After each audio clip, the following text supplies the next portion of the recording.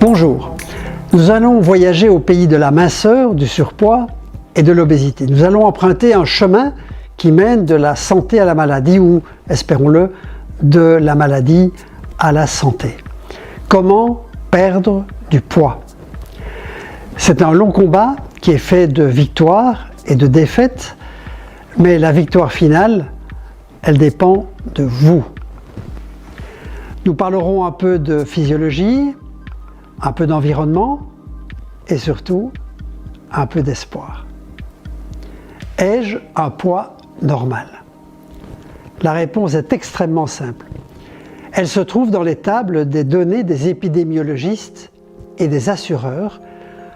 On va déterminer votre poids idéal et on sait maintenant exactement à partir de quel moment notre organisme souffre.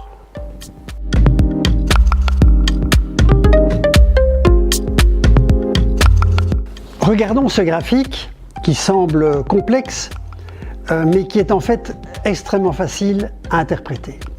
Il vous permet de calculer votre IMC, indice de masse corporelle, ou de manière plus internationale, le BMI pour Body Mass Index. Comment le calcule-t-on? C'est le poids exprimé en kilos qui est divisé par la taille au carré qui est évidemment exprimé en mètres. La résultante vous donne une valeur, en général comprise entre 20 et 50. Sachons que de 21 à 26, le BMI, l'IMC est considéré comme normal. À partir de 30, on parle de surpoids. À partir de 35, voire 40, on parle d'obésité morbide. Morbide, cela veut dire que les pathologies vont survenir et surtout que le décès peut être anticipé. Prenons un exemple.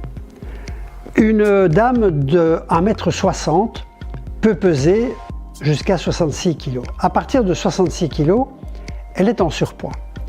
Et à partir de 75, elle est obèse.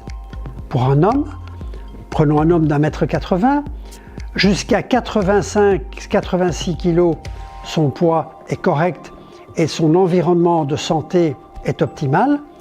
À partir de 100 kg, cet homme est considéré